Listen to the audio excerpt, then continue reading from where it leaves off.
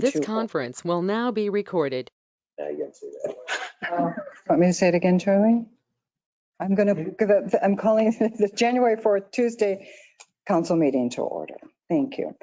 First, I'd like to welcome Councilwoman Carol Walchuk. This is her first meeting. Welcome. Thank you, Cindy. Thank you, everyone. Nice to be here. So we'll do call to order whenever you're ready, Anna. Mayor Pro Tem Johnson, Here. Councilman Mitchell, Here. Councilman Noah, Here. and Councilwoman Walchuk. Here. Mayor Walagora is excused. He is excused. And we'll stand for the pledge. I pledge Allegiance to the flag of the United States of America And to the republic for which it stands, one nation, under God, indivisible, with liberty and justice for all.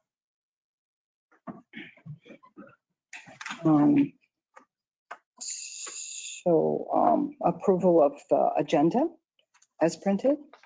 I move we approve the agenda as presented. Support. Mayor Pro Tem Johnson, Yes. Councilman Mitchell, Yes. Councilman Noah, Yes. and Councilwoman Walchuk. Yes. Are there any modifications to the agenda? No, ma'am. None. Approval of the minutes of regular and closed session of December 20th, 2021. No issues. Issues. Next, we have citizens appearing before council on agenda and non-agenda items. Citizens shall be allowed about 5 minutes or a maximum of 5 minutes each to address their concerns. This is the only time during council meeting that citizens are allowed to address council. So anyone in the audience? Online, Charlie? No? Okay. Hearing, no, we have no public hearing this evening. Consent agenda is bills to be allowed in the amount of $237,739.97. Collection of 2022 property taxes for Alpena Public Schools. Approval of the November 1st, November 15th, and December 6th, 2021 minutes as amended. Approval of the Ice Fest event organized by the Thunder Bay Arts Council to be held Saturday, February 12th, 2020 from 10 a.m. to 4 p.m. and it will be located at the Mich-e-ke-wis warming shelter. Approval of the Prevention of Child Abuse Flags event organized by the Exchange Club to be held in April of 2022. I move we approve the consent agenda as presented. Support. Councilman Mitchell, Yes. Councilman Noah, Yes. Councilwoman Walchuk, Yes. and Mayor Pro Tem Johnson. Yes, Motion carries. we have we do. We have a presentation tonight. Oh, there you are.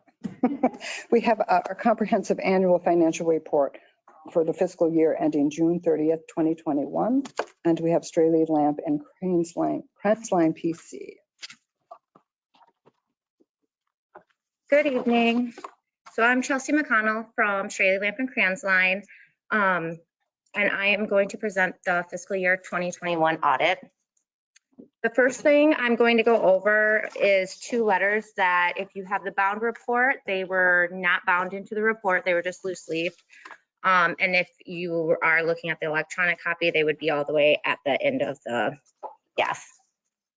So the first one I'm going to go over is the letter titled communication with those charged with governance, which is you, the board. This is a required communication for auditors to have with those charged with governance. It's required by generally accepted auditing standards and also government auditing standards. So I'm just going to highlight a few of the important items in this letter. So one, management is responsible for the selection and use of accounting policies. The significant accounting policies are disclosed in note 1 to the financial statements. This year, as described in note 20 in the note disclosures, the city did change accounting policies related to fiduciary activities, and that was through the implementation of GASB statement number 84, which was required to be implemented for fiscal year end June 30th, 2021. There are also certain numbers within the financial statements that are required to be estimated to prepare the statements in accordance with generally accepted accounting standards. Some of the most sensitive estimates that were the most significant are management's estimate of depreciation expense, which is based on management's assumptions of useful lives of fixed assets. In addition, there is an estimate of allowance for doubtful accounts for the ambulance services, which is based on historical data. Two of the most significant estimates are the pension liability and OPEB or other post-employment benefit liabilities and the related deferred inflows and outflows of resources related to those liabilities. Those are based on actuarial valuations and also many different assumptions. And lastly, there is management's estimate of the amount that will be received regarding the sewage and water litigation. In addition, there's certain financial statement disclosures that are particularly sensitive because of their significance to the financial statement users. Again, those are going to be the pension and OPEB notes, which are note 14 and 15, and the disclosure for contingencies and claims in note 18. I am pleased to say we did not encounter any significant difficulties in performing the audit. Any adjustments identified during the audit process were reviewed and approved by management and are recorded within the financial statements, and there were no disagreements with management during the audit.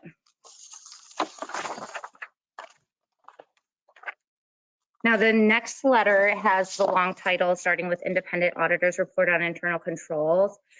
This letter is a required communication under government auditing standards and is to communicate internal control and compliance deficiencies. So it is important to point out that our audit is not designed to recognize all deficiencies within a system of internal controls. However, we do review and assess different internal controls for performing our audit. So there could be deficiencies within the system of internal controls that were not identified during the audit process. However, I am pleased to say we did not identify any deficiencies in internal control that we deemed to be a material weakness or significant deficiency, and we also did not identify any issues with compliance during the audit.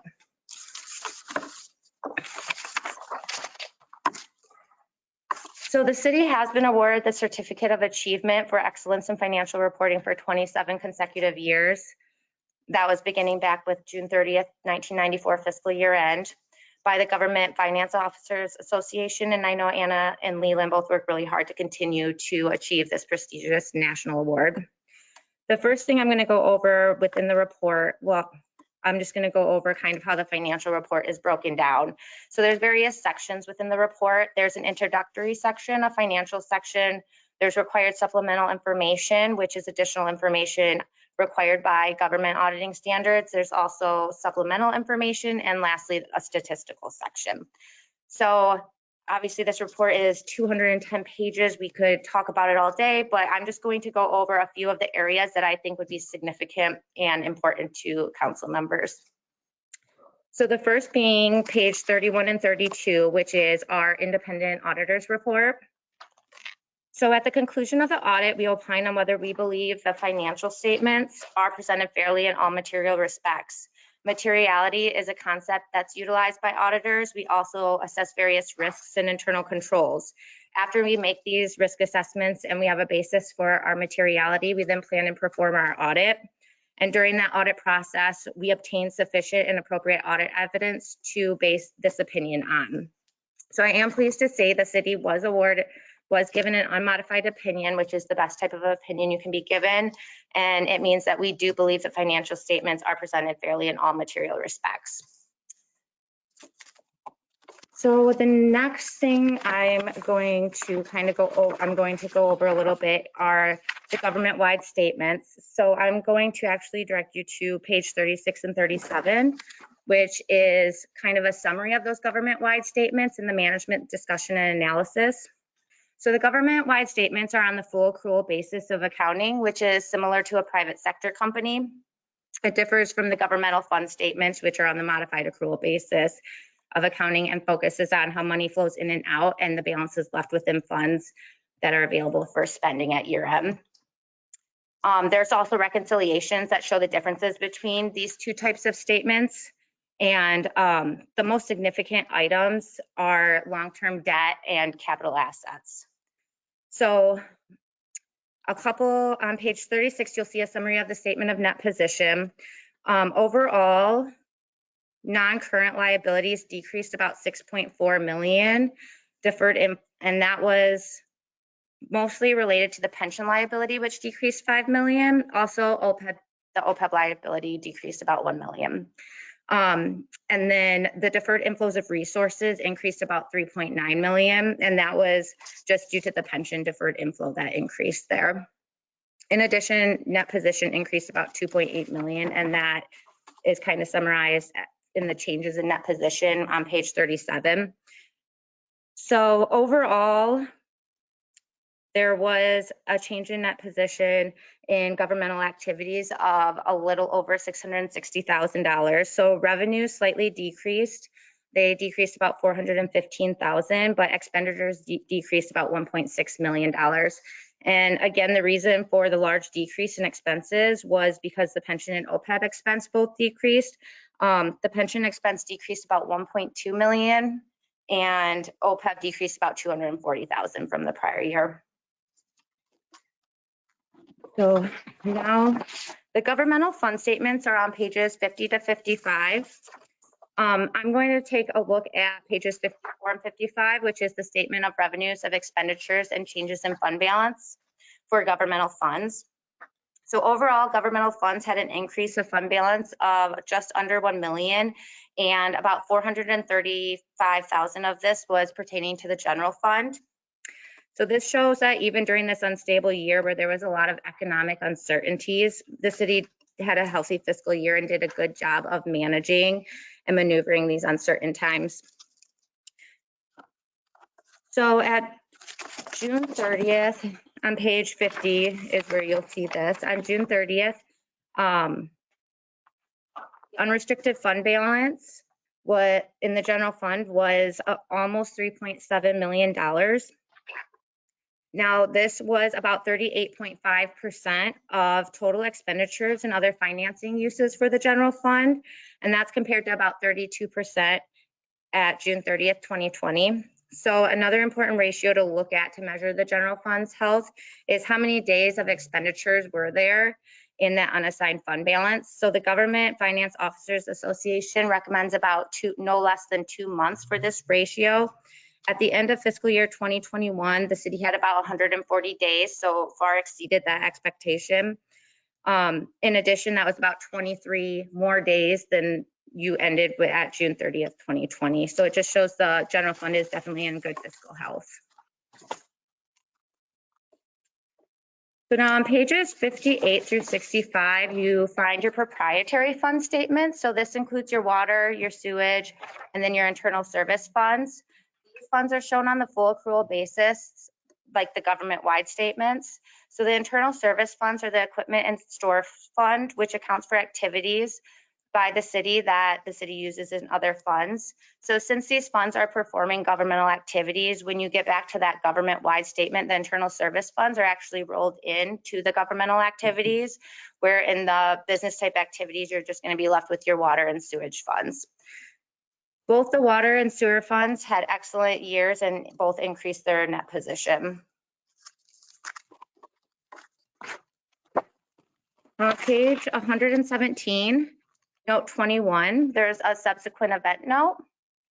And here we discuss the COVID-19 pandemic, which this disclosure has been there the past couple of years since COVID has been going on. Here we basically just say this pandemic is going on. We aren't really sure how it's going to affect the city operationally or financially. It can't be reasonably estimated, and it's highly uncertain at this time. And then there is a second subsequent event disclosed there about the American Rescue Plan Act, or ARPA funds. So these funds were awarded to the city. You were awarded just over 1 million, and in November you received half of that money. So it is important to note that the ARPA funds are restricted funds and they do have to be used per ARPA guidance. On page 124 and 125 in the required supplementary information section, there's a schedule for the pension there, and I just kind of wanted to point out there towards the bottom of the page, you'll see a line that says plan fiduciary net position as a percentage of total pension liability. This basically is a percentage showing how much your pension is funded, and At June 30th, 2021, it was at 88.2%. That's a very well-funded pension, especially when you're comparing to a lot of other municipalities that they're a lot lower funded. So I just wanted to say that the city's doing a really good job in funding the pension. So I think those were the important items I wanted to highlight in the report. I also want to just take a second to commend Anna and Leland and the rest of their team in the finance department. They do a really wonderful job, and it's always a pleasure to work with them and to provide services to the city of Alpena. So with that, I will open it up to any questions that anyone might have. Do you have any? No. I do have one. Okay, so I'm going to say everything you just said.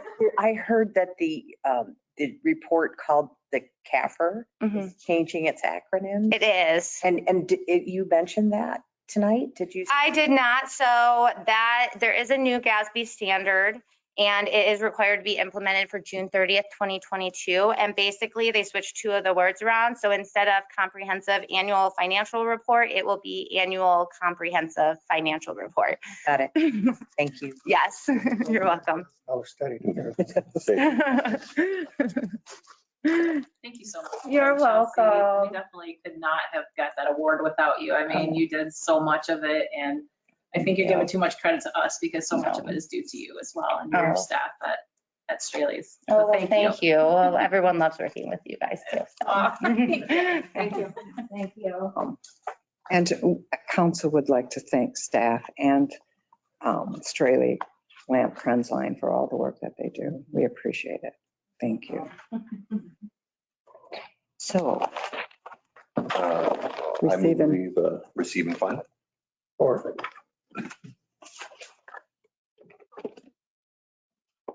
Councilman Noah, Yes. Councilwoman Wolchek, Yes. Mayor Pro Tem Johnson, and Councilman Mitchell. yes, Motion carries. okay, moving on. We have no announcements. We have no proclamations. Report of officers. We have second reading of Ordinance 21-4, which amends the City of Alpena zoning ordinance Article 10. Consistent with council policy, this would not be read again unless there are any specific questions. So if there are no questions, we just need to vote yea or nay. Questions on this one? No, I have no questions. I just noticed one thing, Bill, on the last page, where it says second reading. The adopted date should actually be 4th, not the 3rd. And then I don't know if we want to take Matt's name out, but Cindy in, or just leave Matt's name in and we would sign it. Absence. Well, it should be the 4th. Yep. And yeah, we could have Mayor Pro Tem Johnson sign, so we'd have to change that. Like put a line through it. Yeah. Okay.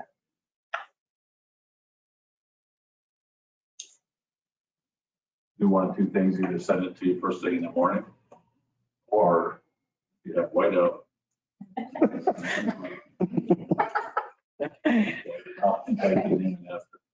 Would you need that to say as modified in the motion? Yes. I assume so.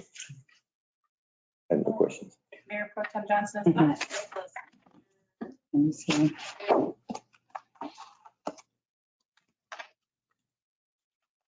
Remember if I put it in No, there. I don't. I have one more. No.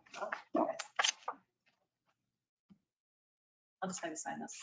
Okay, it's up to you. I move we approve ordinance 21-468 as modified.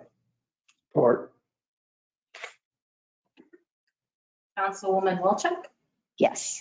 Mayor Pro Tem Johnson. Yes. Councilman Mitchell, yes, and Councilman Noah. Yes. Motion carried. Okay, we have no communications and petitions, no. Unfinished business, no. New business. So first on new business is Mayor Pro Tem appointment. Need nomination. Can I ask just a point of order? One of us has to nominate. Somebody. Somebody, yep. And it's that simple. It's just that simple. It's the council. It's the Okay. council. I would like to nominate Cindy Johnson. Or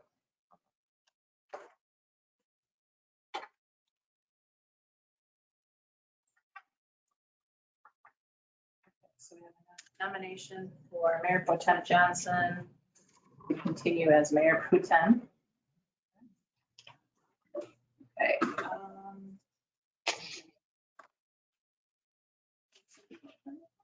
Excellent. Yeah. Okay, Mayor Pro Tem Johnson. She Yes. better go for herself.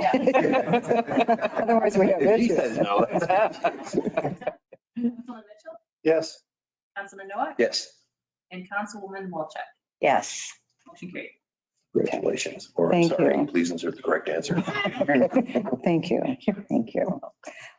Okay, next on our agenda is we have council member appointments to our boards and our committees. So we have a couple of additions that if everyone agrees, we can add. So Mike needs to add the Dispatch Emergency Management Committee Yes. to his. That is, I think that's up at the top there, Alpena County Central Dispatch. Yep. And this would be, I'm sorry, the Emergency Management Advisory Committee is the one that we're going to be adding.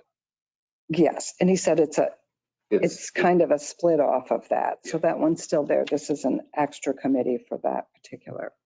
Say that one more time, please. Yep, the Emergency Management Advisory Committee. Thank you. And then on Danny's, the Wildlife River Center should be, and he sits on that board. And I purposely left off the, some of the ancillary committees, but I mean, certainly we can add any that we need to. And we should add that one because it's one that the city gives funds to. Sure. So, and then for my, Wildlife Sanctuary Board. yeah. I have to make a note. And then for myself, we need to add the Park Foundation for the APLAX. Could I just ask for a point of clarification? So under Councilman Mitchell's, that would be the River Center Board and not the Wildlife. Oh. Sorry, okay. Okay. I'm sorry. Let's go That's back. the River Center Board and That's the Wildlife Sanctuary because I believe you're there, but Judy Kalmanek is on there as well. it's a different board. Right, I know it's different board, but I was just saying because they get funds, it's like this. We don't have that. I know of a city council person on that board. We have staff on the Wildlife Sanctuary Board, but not a council member. And I think that's okay, but I think we need to add the River Center. Yes, absolutely. So the one we're adding is the River Center Board. Right. Okay. And then, Okay. So anything else that we've missed or need to add? Anna? Just a point of clarification, Election Commission, that is under Mayor Walagora. Mhm. That's not something that needs to be in the motion because he is automatically on the Election Commission. Because he's, Charter. okay. And then also the Board of Review for Okay. each of you, you're automatically members of I that. thought I said, do we have, because we have in the past said Board of Review, but I don't think we've. It was on there in Was the it? past. Mhm. Okay. Yeah, so I mean, I think that's how the Election Commission kind of ended up on there, but we can eliminate that for everyone. I mean, if it is, it's under charter, I knew that, so that was a question I had earlier. And just for clarification on that, on the Board of Review and maybe even the Election Commission, because this will become a public document, it kind of gives the public a general idea of what we do, even though we know what we do. I think that those committees should stay on. It's a good point. Yep. Yeah. Okay.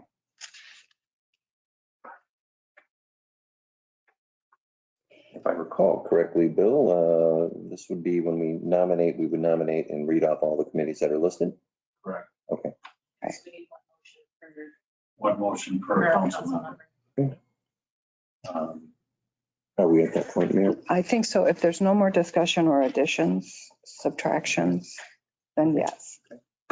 I'm going to start with Mayor Walagora. I move that we approve the following committee assignments for Mayor Walagora. Might as well say his name right. Okay. The Hunt Advisory Commission. Sorry. The Alpena Authority for Brownfield Redevelopment. The Board of Review. The Election Commission. Northeast Michigan Council of Governments Board as an alternate. And Art Alpena as an alternate. Support.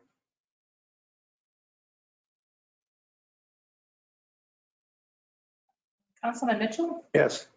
Councilman Nowak, Yes. Councilwoman Walchuk. Yes. I'm used to saying that one. Mayor Pro Tem Johnson. Yes. Motion carried. For Mayor, I move that we approve the following committee assignments for Mayor Pro Tem Johnson. The Retirement Board, the Alpena County Resource Recovery Board, Historic District Study Committee, the Board of Review, and the Huron Humane Society. Ordinance. Oh, I'm sorry, and Park Foundation. Yeah. Thank you, Dean. Support. Councilman Nowak, Yes. Councilwoman Walchuk, Yes.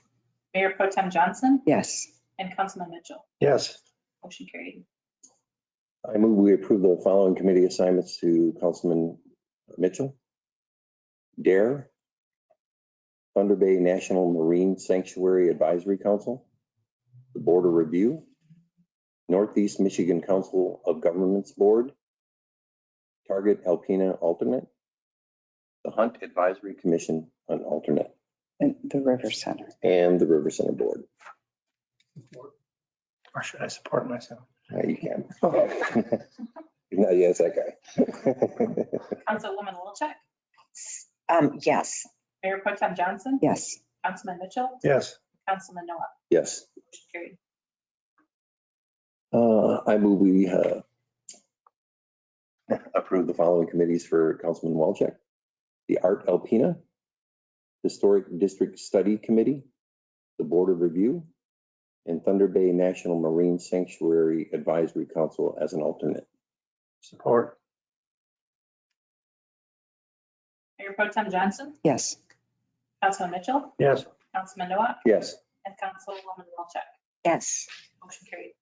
I move we appoint Councilwoman Nowak to the Alpena County Central Dispatch, to the Retirement Board, Historic District Commission, Board of Review, Target Alpena, and the Emergency Management Advisory Committee.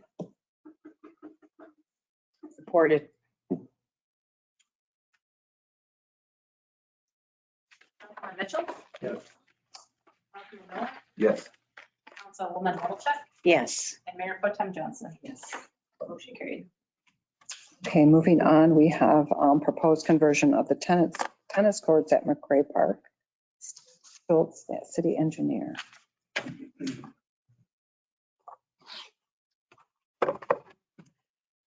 All right, well, beginning in late summer of 2021, city staff has met several times with Mr. Ron Fusina. He's a member of both the local tennis and pickleball groups, and he participates with the Friends of the Aplex Courts, the FAC, which is a fundraising board that promotes and acts as an advisory to racket sports at the Aplex. Ron has been investigating the possibilities of creating an outdoor space for pickleball within the city limits.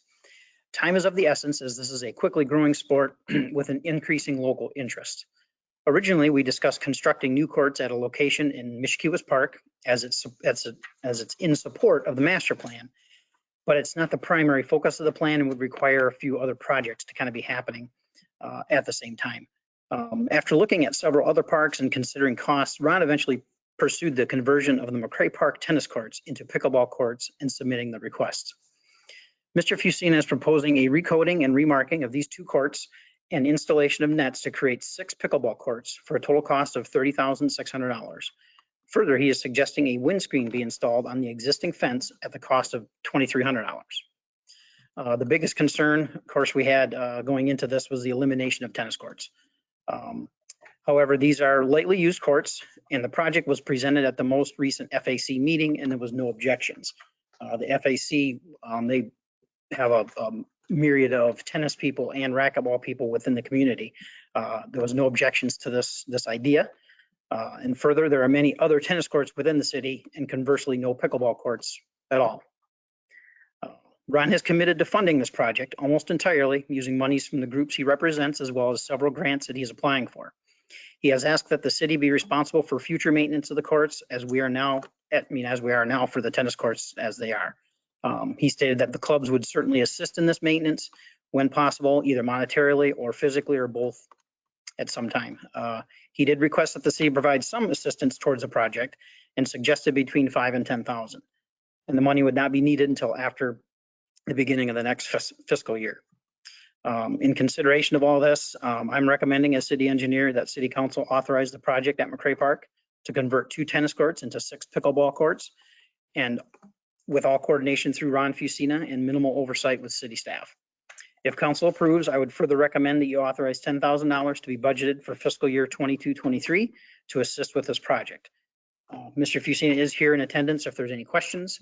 One of the things after reviewing the memo that he did talk with me about is he's very confident that they're going to do almost 100% of the maintenance on this thing. I mean, they're going to continue to monitor it.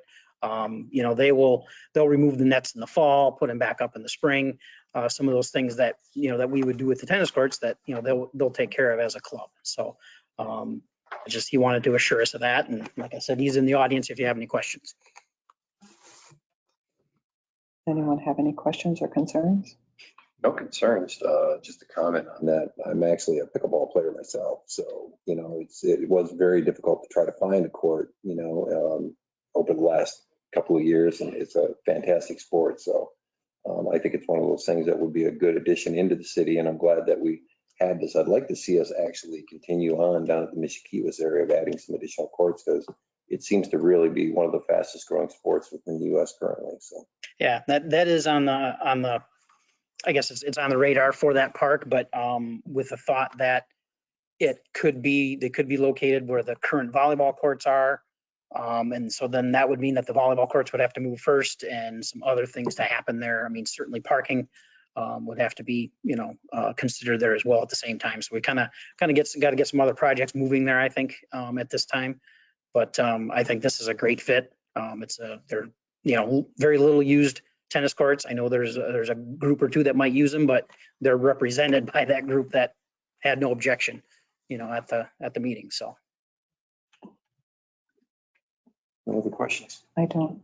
I do have a question of Mr. Fusina. So the Bayview courts are currently being utilized, and I know it's not the greatest transition into pickleball courts. What are your plans with those as far as using them in the future? We probably wouldn't use them in the future. Okay. Because what we did, we asked council maybe 2 to 3 years ago if we could paint permanent pickleball lines on one court, then eventually 2 courts. And so once we have our dedicated courts here, they wouldn't be needed.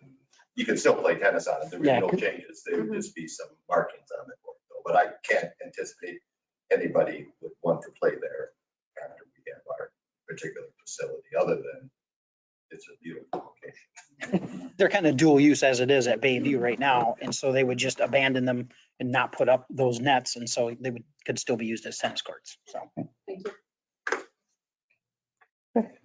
I'm assuming, Bill, that we want to do a couple of motions on this one again? Yes, sir. All right. I move we authorize the project at Gray Park to convert 2 tennis courts into 6 pickleball courts in coordination with Ron Fusina. Support?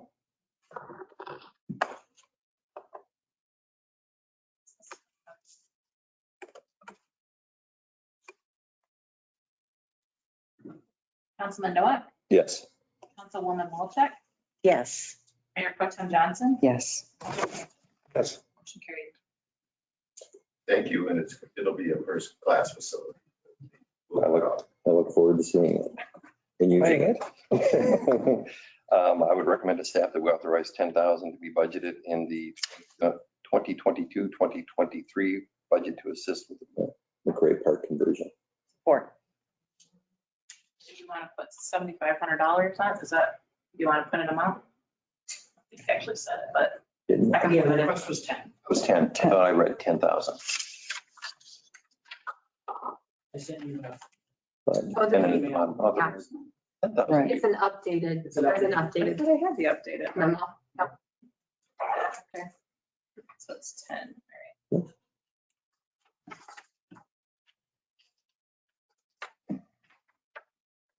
Noah made the motion, and who was the second? I'll check. Councilwoman Wolchek, Yes. Mayor Pro Tem Johnson, Yes. Councilman Mitchell, Yes. Councilman Noah. Yes.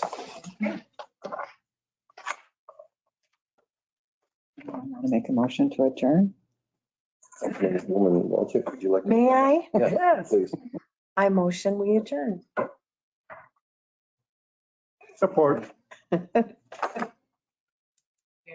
adjourned. Adjourn. Right. Thank you. 3